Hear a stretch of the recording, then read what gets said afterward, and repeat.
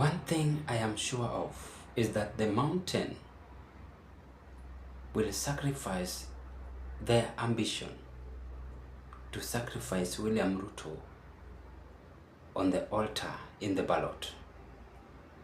And Ruto should prepare for this, because whatever Rigathi Gachagua had to say today in an interview is a clear reflection that Mount Kenya are going to dump William Ruto, and they're not going to vote William Ruto easily. That is the truth. Let's dig deep to what Rigathi said in an interview.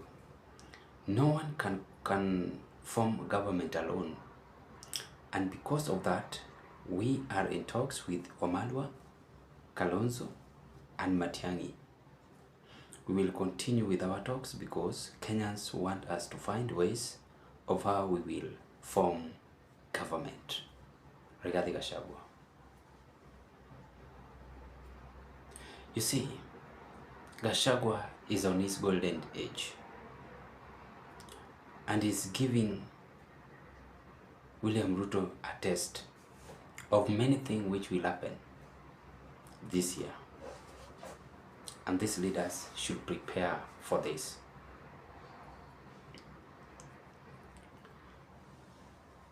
There are many traitors in UDA government.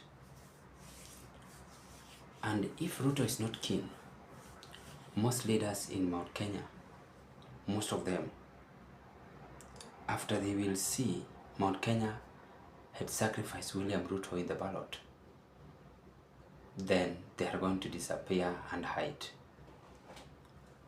So in this video, I want us to ask ourselves this simple question. If Mount Kenya vote block,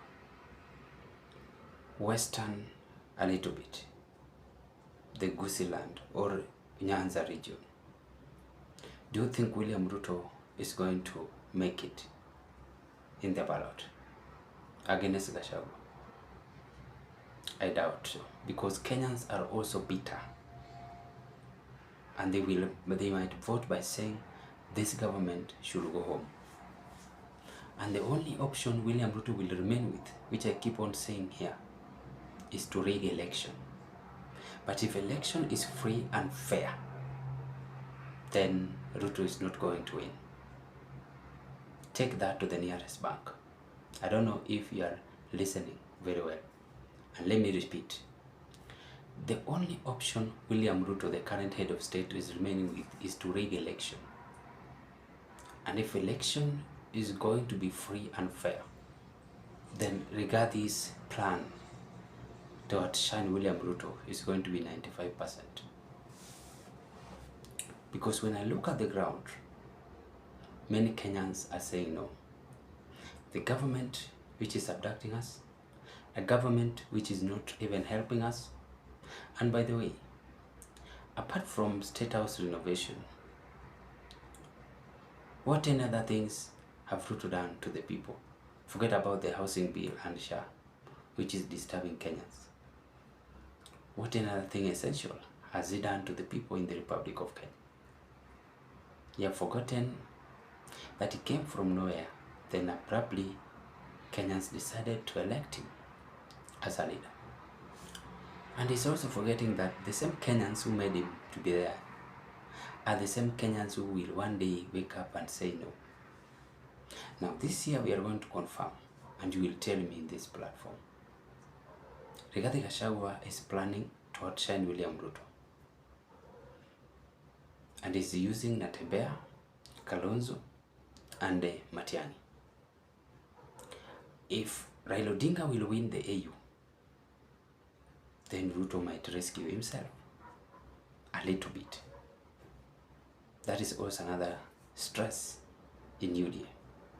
But if he will lose, then Ruto is also going to lose.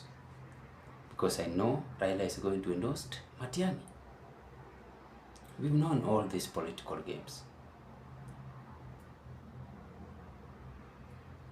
But what about Kenyans? I was just listening to William Ruto in Mandera today, and I'm shocked that our president The only thing he can talk about is roads, still summarizing roads. Instead of talking about we can declare loans, debts, affecting us as a country. So Rigathi is right. And Mount Kenyan are really rallying behind Gachagua, not any other person. Not any other person. And the leaders in Mount Kenya will dump William Ruto at the last minute. I'm telling you for free. Don't joke with these people. They're the one who can make you to be in power and even take you out from power. Because they always vote block, large numbers of votes. And that is why William Ruto had stress to divide them, east and west. Unfortunately, it can't work. I saw even the elders telling Muturi that he's supposed to join the government. So it is vice versa. Things are still boiling nicely. Gachagua is now taking away William Ruto's vote. And as I told you, that the only thing Mount Kenyans remaining with is to sacrifice William Ruto on the altar. They want to make him a sacrifice on the altar in the ballot. And they will show him that way. So Ruto must also prepare for that. And of course, there is no permanent power. There is temporary power. Power is temporary. What about if Kenyans decide and say, no, let's do away with this government? They will do. I heard some of you are saying it is impossible. Nothing like impossible. Trump was removed, then returned in the office. The same way it can happen to William Ruto, and his can go forever. So everything is possible. Kazi huisha kila pahali, ukifanya kazi inaisha. Ama ishi, hata ukae HR 100 years, it will come to an end. So it is temporary, but not permanent. So I believe that this 2027, William Ruto is going to learn a lot. As Rigathi is now saying, hata quote si kitu. Na hata kama hatavai, but he will ensure William Ruto become one-term president. And that is the mission. Ladies and gentlemen, what are your take?